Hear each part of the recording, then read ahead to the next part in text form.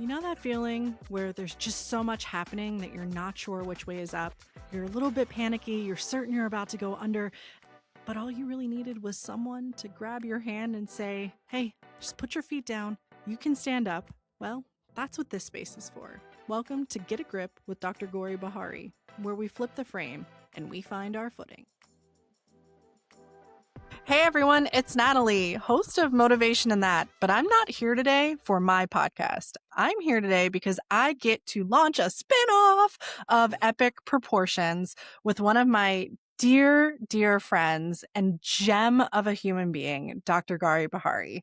So if you're listening and you're like, oh, is this not going to be a typical interview episode? It's not. It's going to be one where I hit Gauri with a situation I ran into. And in the future, you're going to give us the situations and we're going to talk through them. And the whole premise of Get a Grip with Gauri, this quick set of mini episodes that we'll be doing, is to find your footing and reframe your perspective, because often that's all we need to do. But getting there is the hardest part. So if you're wondering, well, who the heck is this Dr. Gauri Behari and why should we even listen to what she's talking about?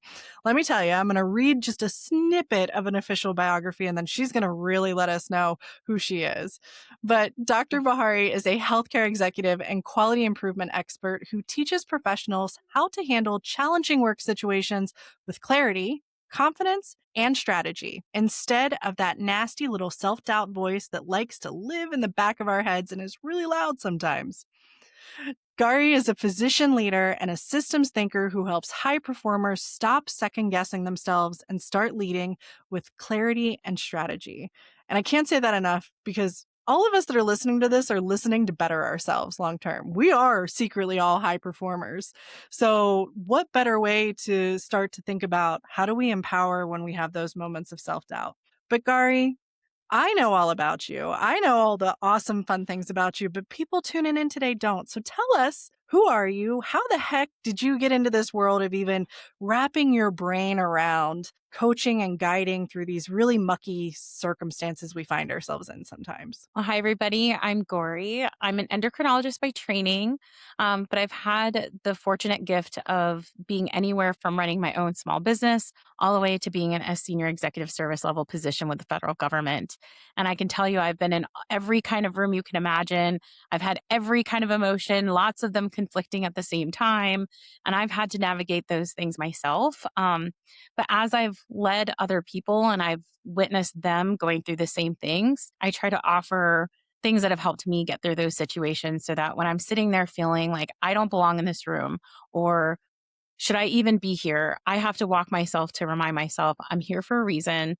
I'm here to have a voice at the table, and I'm here to represent people that aren't as fortunate as me to have a voice at the table as well. So I'm just really excited to be able to help out anybody else that might be in those kinds of situations moving forward. And when she says anyone, she means anyone. Like the first time that we met, we went hiking, like in, outside. It was a meeting where we hiked and talked about things. And I think I can speak from experience because we're going to talk about what I brought to you one day out of the blue. No warning, nothing, just right in your lap. I wasn't even, I don't think, looking for advice. And here comes Gauri with this amazing, just calm approach through voice notes. And if you've ever gotten a voice note, sometimes you're just like, oh my God, what is happening right now? But I was so attached to this and thinking about, oh, I need to do this right now. Like this is exactly the little dose of motivational medicine that I needed in my life. So I'm hoping that listeners here today understand and pick up on that because that was the birthplace of this idea of Get a Grip with Gauri.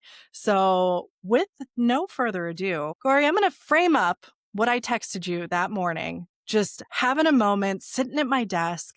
And I had been to a networking event the night before and I was so excited. I was like, oh, I'm going to go out in my little town that I keep talking about and pitching on my pod. And I'm going to meet people in business and this is going to be great. I got my business cards. I got everything. And then I get to this event and the autistic ADHD side of me was overwhelmed the moment I walked in because there was so much noise happening. I didn't know anyone. I was like, wow, I totally forgot how to network. What do I introduce myself? What do I do? There's no direction. Where do I sit? I'm overwhelmed. I don't know what's happening. And I spiraled so fast in that hour and a half to 2 hours at this event that I came home, couldn't talk to my husband, couldn't function. The next morning, I'm still fixating on it. And I'm like, what is wrong with me? Like, why couldn't I make that event work for me? Like, I'm a business person. I want to promote myself. So I want to promote my services. And I felt like I crashed and burned. And I'm venting about this just kind of to you off the blue. I'm like, listen to what happened.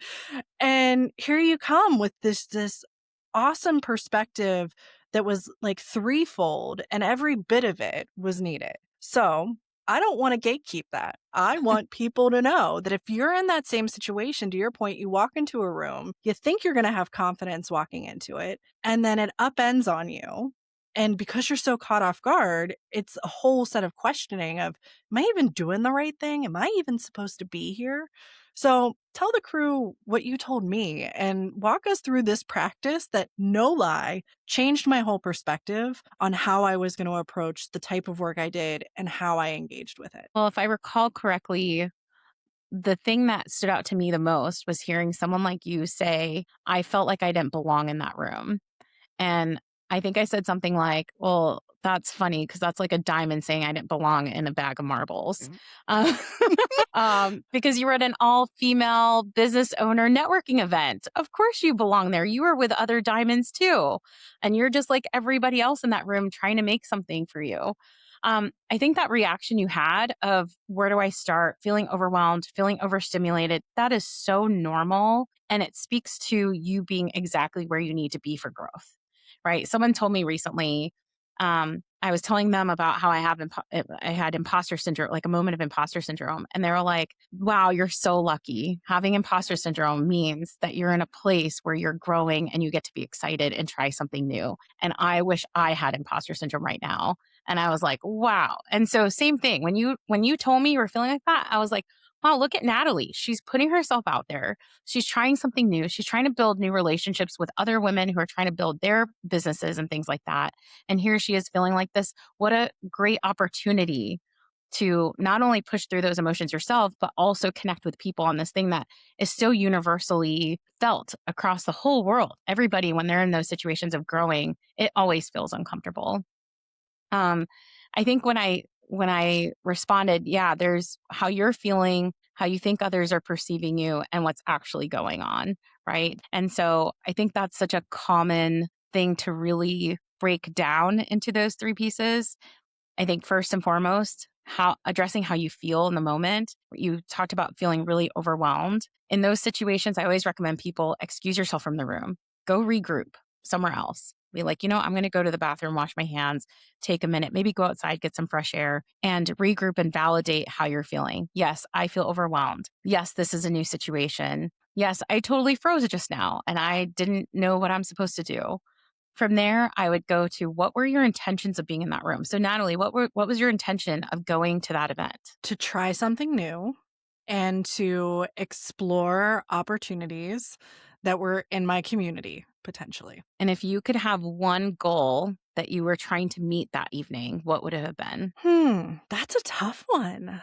I think that I was looking at that night with the goal of finding a new home. So having moved from an urban center where there were lots of places that you could have those professional kind of development connections. And I always felt at home at those. And then I was like, oh, I'll just replicate that at this new community.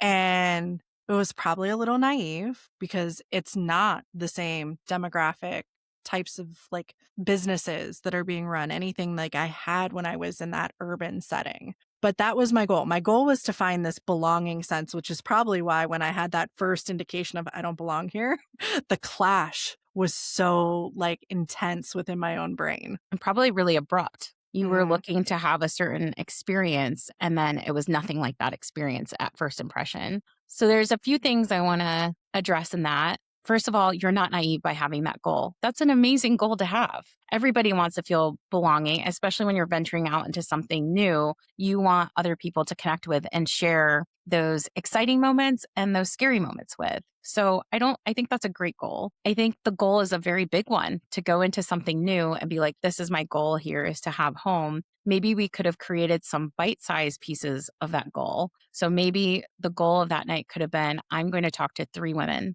and learn about what they do and see if there's anything I could do to help support them. And that's it. Or your goal could be today, and this is part of that intention setting. I think the more specific you are with that goal and making sure it's an achievable one that isn't an ideal situation, but a realistic one that you know that you could do this and you're in control of it, can help us get through things like that. I went to a conference recently and kind of was worried about going through what you went through after you talked about it. And I was like, okay, Gauri, what are my goals of going to this conference? And I was like, I'm going to learn 3 new things a day. And I'm going to try to talk to 2 people that would normally intimidate me. And that's it, which means those are achievable things. Some of it's not completely in my control if somebody doesn't respond back to me asking, but me trying to talk to 2 people that I normally would be intimidated to talk to was my goal. And so when you set up small goals like that for yourself, whether you did it in advance or when you were in the bathroom kind of grounding yourself again, that lets you come into the room and be like, all that's needed of Natalie or all that's needed of Gauri are these 2 or 3 small things. It could even be one small thing, but then you know what your intention and your goal is, and you can go in there and be like, I belong here because all I need to do is talk to 3 people. And that's it. So I think that's a helpful way to navigate those feelings. I'm also going to add there's nothing wrong with just leaving a situation that you just don't feel comfortable in. That is okay. That is not you failing at meeting your goal. It's not you failing at whatever conferencing, whatever term you want to call it, but it's not failing at that. It's you taking care of yourself and being like, I wasn't ready for this. Maybe I will do this a different day, or maybe this is not the right place for me either. And that doesn't have to be a reflection that you don't belong there. It could just be that that place doesn't belong for you. And I know when we had chatted at that moment, I was also having this point of, I think I have a lot of unconscious biases that reared their head in that moment. And I remember saying to you, if everyone in that room had been a man, I would have been fine. Like, I would have had no problem trying to engage in a conversation. I would have felt very much at ease. And I couldn't, in my, I think, tunnel vision, see what you had mentioned at one point, which was like, oh, well, that's because we've been surrounded by men in healthcare leadership for a long time. And you mentioned something, and hopefully you remember it, but when we were talking about even how similar I felt to the other women in the room, I am 41. I have no children. I have a house full of cats. I'm not going to have children. Children aren't something that I'm able to talk about comfortably, nor do I often really, to be quite frank, care what your 5-year-old did yesterday if we're not friends, and and I felt so bad about that. And I'm like, God, I'm mean. Like, ew, am I like the guys that just want to be bros in the locker room? And I think you knocked me out of that pretty quickly and made me Yeah, feel as if it was a little more normal than I was maybe applying a lens onto the view. it's so normal. I think going back to one of the points that you made first here is you would have felt more comfortable in a group full of men because that's what you're used to. It's good that you recognize that. The reason you were uncomfortable is you were around female leaders and that's not your normal. And that's also an exciting thing because it shows a shift in who we're surrounding ourselves with and how well women are doing in these leadership roles. And that gender gap is closing. So it's good that you recognized that this discomfort is because this is not your normal. I can relate to that. I went to a conference once where everybody in the room was brown like me, and I felt really uncomfortable and out of place, which is really funny. But usually I'm the only brown person or one of only a couple brown people or dark skinned people in a room. So I understand that too. It's just a different scenario, a different situation, a different environment than we're used to, and acknowledging that in the moment. Hey, I'm feeling uncomfortable because this is not the normal demographic that I'm dealing with, lets you acknowledge it and lets you put it to the side and say, okay, now that that's to the side, I've acknowledged it, I can focus on the next thing. You brought up being in a room full of people who are talking about things that we can't relate to. I also don't have kids. And so this is really common. I think people in that room are probably just finding ways to connect with others, just like you are. And sometimes the easiest thing to connect on are things that most people have in their lives, right? So it could be if it's during football season, some people might start talking about football. If you're around a bunch of women in our age group, they might be talking about their kids. If we're around women in their 60s and 70s, they're probably talking about their grandkids. So I think that's what's going on there. I think the key thing there is going back to your intentions of what you are there in the first place for. If you know that your intentions, if we go back to my pretend intention of my only goal is to talk to 3 new people that I've never met today, now you switch to where you are of trying to make them accept you. And what you're doing is you're like, I'm going to learn more about these people. And it's going to be okay that you don't have kids. You'll be like, wow, having kids and running your own business, that sounds really hard. How do you balance it? Because when that person answers, that's going to be something that you learn about how to balance all your responsibilities in your life too. So there's ways to connect with people, even if their primary thing is talking about something you can't relate to. There's probably underlying feelings and challenges that you both deal with, even though your lives look completely different. And that's a learning opportunity and a connection opportunity. I love that. That never even like crossed my mind necessarily to think, oh, how would that apply if I replaced child with 5 cats, or Yeah. those kind of Or things. plants. Plants, dogs, siblings, anything that might come into play. So I think the last component of this, experience was then I also was like, I don't know what I'm selling anymore. Like, and we've talked about this separate from that experience too, of is when you are an expert in a specific non-tangible field, something that doesn't create or craft a physical product or touch humans in some way, such as medicine, actual delivery of medicine. And someone asks, well, what do you do and what services do you offer? And I'm sitting next to people that are like, oh yeah, here's my card. Like, if you want to sell your house, let me know. Like, very clear, it's real estate or bookkeeping or, those type of things. And I'm in there going, wow, I actually didn't prepare well enough for this. I can tell them I have a podcast. That's like the number one tangible thing I have. But from a service that benefits them, I'm not sure. And you provided an exercise that was so simple and yet so tangible. So when we needed something to grab onto, and made a lot of sense. And I think that a lot of people could benefit from that, especially as we're thinking about career shifts or even what do we have to sell when we're looking for promotions or changes in our work life? Do we want that other job or this job and are we qualified for it or not? So share what that practice was that I think someone gave you and then you're, passing it along because I would really encourage people to maybe take a few minutes to do this in the segments that you'll walk us through. Just to clarify, is this the exercise where I ask what you would do if you have a year left, a month This left? was the Post-it exercise. Oh, the Post-it exercise. Yes. Yeah. Oh, I love this exercise because it's really fun and you can do it with different color Post-its and just Mhm. take your time with it. Yeah. So I do this exercise every time I'm in brainstorming mode or I want to do all the things, that ADHD mindset. You want to do everything and it's hard to work through what you actually do. So I always tell people to write down everything that they do or they want to do on Post-it notes. Just everything. Go as granular as you want to. Keep going and go until you have at least 15 to 30 minutes of you trying to write a new Post-it note and you come up with nothing. And then when you get to that 15 to 30 minutes, ask yourself again, am I sure there's nothing else that I'm going to put on there? And the reason I say that is the most interesting and unique things come out of doing this exercise for me. I recently discovered that on there, I was like, I would like to write a children's book. And I was like, where did that come from? And so you learn things about yourself in that process, and you really make sure you get to your heart's desire because there's always what we think we want to do, and then there's what we really want to do. And the ideal situation is when those two are the exact same thing. But it takes time to sometimes to get to that ideal situation. Once you finish that exercise of creating all the Post-it notes, I always tell people to bucket them into similar categories. So, for example, if yours was, I want to make healthcare better. I want to help people make sure that they're compliant with different laws and regulations and things. I want to make sure patients get care safely. And let's say another one was, I just want to make someone's job easier. You could bucket those into whatever buckets you want. And you can have Post-its that go into multiple buckets at the same time. Like one of yours could be healthcare consulting. Another one could be, compliance and integrity operations and consulting. Another one could be I just want to be useful to other people or helping people could be a bucket. Really doing that and bucketing them out helps you see common themes of what you enjoy doing.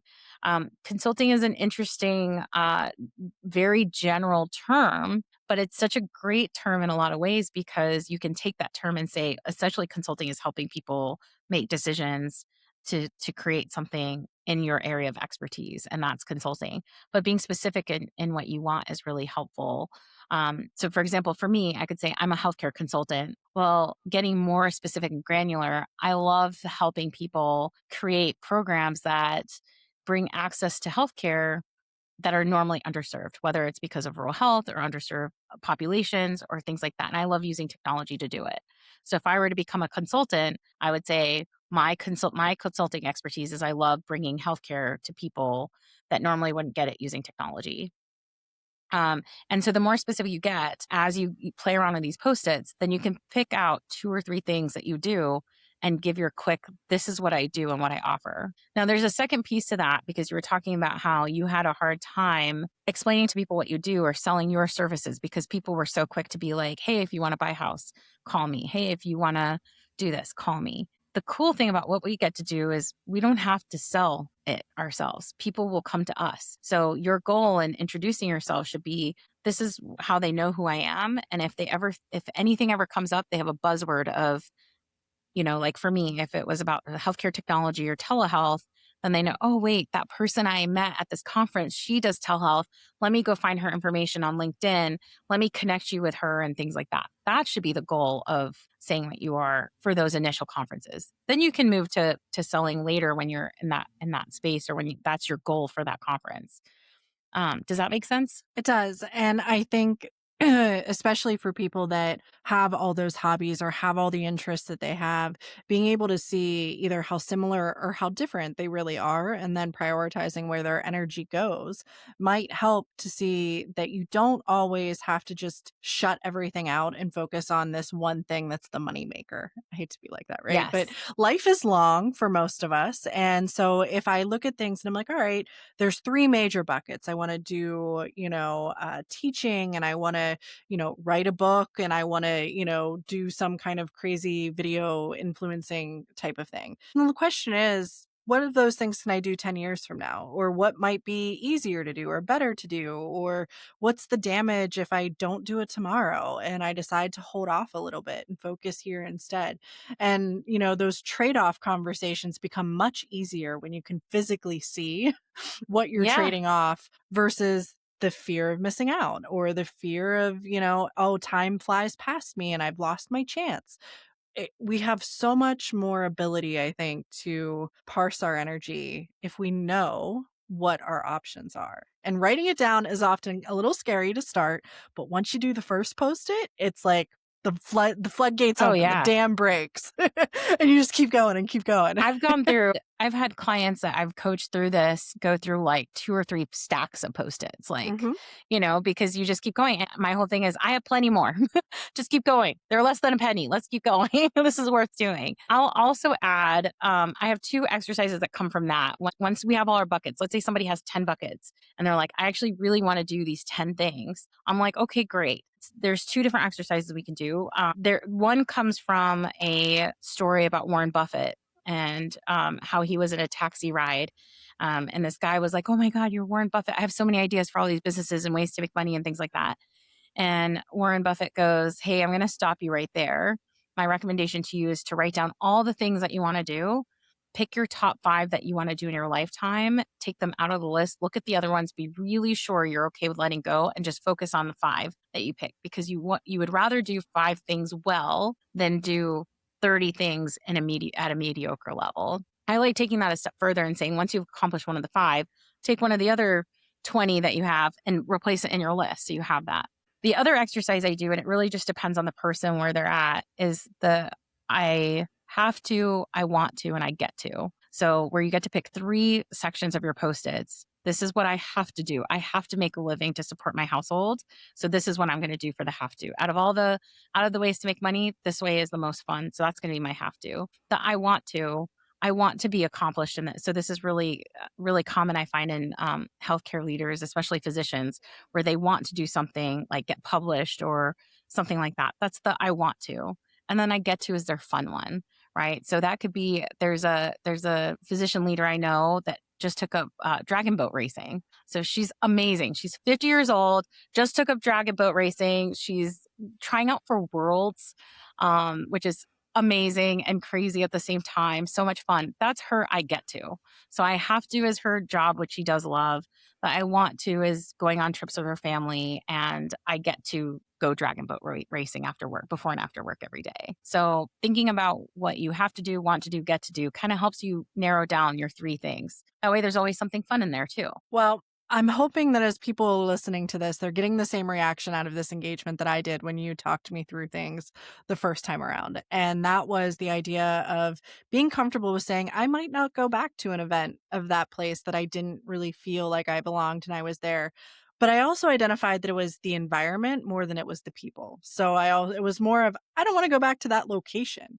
Maybe if they do something somewhere else that's in a much more calm environment or something, I might revisit. And now I can take back what are my one, two, three very tangible goals, very, easy to accomplish goals for that evening. I also learned that it's okay to say I still have growth to do and I still have ways that I can highlight what do I bring to the table? What do I do? And if people don't understand that, that simply means that it's not going to be a business transactional relationship. It doesn't mean you can't connect in some other fashion. It also gave me a chance to go back and visit and really say, are the buckets on my website the right buckets? Have I left room for other things that I want to explore? Have I given myself credit for stuff I know I'm good at and actually emphasize some of those services in a different way to make them mean more? And all of that processing happened in probably 15 to 20 minutes. We've been chatting for just about that same amount of time, a little over 20. So we can see how quick that reframing can take a situation that in the past may brought us shame, brought us guilt, brought fear into our lives, and stopped our progress forward. And instead, utilizing some of these practices gives us a chance to reframe and get our footing where we want it to be so that we can take the next step forward. So, Gary, before we wrap, this has been episode 1. The next ones will probably be a little shorter because we won't have the whole intro piece to it. But what do you want to leave people with what they can expect? If they tune in for the next one that we have, what are some of the things that you're going to tackle and talk about based on questions, problems, situations that have been raised to you over time that you've helped coach people through? I think the biggest things are leaning into your authentic self, knowing and digging into all the skills that you have learned over the course of your life through the experiences you've had, the challenges you've had that are all inside you. You just need to pull from them in those moments and figuring out the tools and mechanisms of how you will lean into those during moments where you feel like you are freezing in a room or you don't know what to do. And I think the last one is just knowing that as an overachiever, you are going to have those moments or high performer, high achievers, you're going to have those moments of pausing and being like, am I in the right place? Should I be here? I'm not at my normal place. And that's a good place to be. If you are comfortable in the room or you feel like you're better than everyone else in the room, my dad always said, then that's the wrong room to be in. Get out of that room and go into a room where it challenges you a little bit. And I think that's the ending tagline is just, if you have imposter syndrome, back to what you said, it means you're in a space where growth is possible and how lucky to have that opportunity. Yeah. So, best reframe that we could probably have to close out session 1 of Get a Grip with Dr. Gauri Behari, where we flip the frame and you find your footing. Join us again soon for another quick dive into a situation we've probably all encountered, but with a new perspective on how we look at it.